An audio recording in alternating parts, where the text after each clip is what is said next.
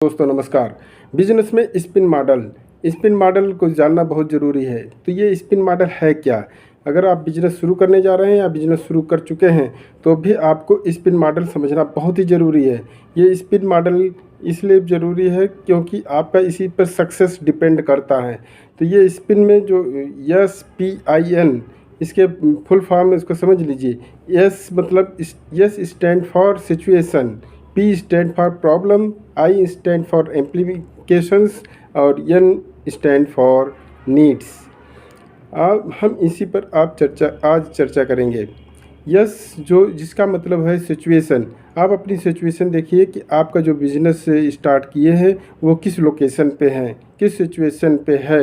अगर सिचुएशन ठीक है तब आपका बिज़नेस ठीक है, अगर सिचुएशन ठीक नहीं है तो आपका बिज़नेस नहीं चलेगा। दूसरा, कस्टमर की सिचुएशन जानना ज़रूरी है। कस्टमर की सिचुएशन के अनुसार है कि नहीं, कस्टमर गरीब है कि अमीर है कि मिडिल क्लास का है, ये जानना ज़रूरी है। वृद्ध के लिए है, जवान के लिए है कि बच्चों के लिए, ये जानना ज़रूरी है। कस्टमर की आय क्या है ये जानना बहुत ही ज़रूरी है। यानी कस्टमर की सिचुएशन जानना बहुत ही ज़रूरी है। अगर इसको जाने बिना आप बिजनेस स्टार्ट करते हैं तो बहुत बड़ी भूल करते हैं। दूसरा है प्रॉब्लम्स यानी चैलेंजेज। क्या चैलेंजेज है आपके बिजनेस के लिए, क्या चैलेंजेज है आपने उसको देखा? आपके आसपास कोई कंपटीटर है, उसके कंपटीटर के मुताबिक आपका कैसा बिजनेस चलेगा, आपने कभी सोचा? आपने अपने कंपटीटर को डिफीट करने के लिए कोई विचार बनाया? किस तरह से आप कंपटीटर को फाइट करेंगे, इसके लिए कोई आपके पास प्लान है, आइडिया है, स्ट्रेटजी है? अगर नहीं है तो आपका बिजनेस फेल हो जाएगा। आपको अगर कंपटीटर ज़्यादा है तो उसी के हिसाब से आपको बहुत ही स्ट्रेट फॉरवर्ड चलना होगा। आपको आइडिया, स्ट्रेटजी, स्किल्स सब कुछ फॉलो करने पड़ेगी। और फिर दूसरा आता है कस्टमर की प्रॉब्लम। आपको कस्टमर की भी प्रॉब्लम समझना होगा, कस्टमर के चैलेंजेस को समझना होगा। अगर आप कस्टमर की चैलेंजेज और प्रॉब्लम को नहीं समझ रहे हैं तो आपका बिजनेस नहीं चल पाएगा। कस्टमर अपनी प्रॉब्लम के अनुसार ही प्रोडक्ट को ख़रीदता है, अपने प्रॉब्लम को दूर करने के लिए एक प्रोडक्ट ख़रीदता है, ऐसे वैसे पैसा नहीं खर्च करना चाहता है। तो आपको कस्टमर को प्रॉब्लम को समझकर ही प्रोडक्ट को रखना होगा, तभी वह आपका बिजनेस चलेगा, अन्यथा बिजनेस नहीं चलेगा। दूसरा आता है इम्प्लीकेशंस।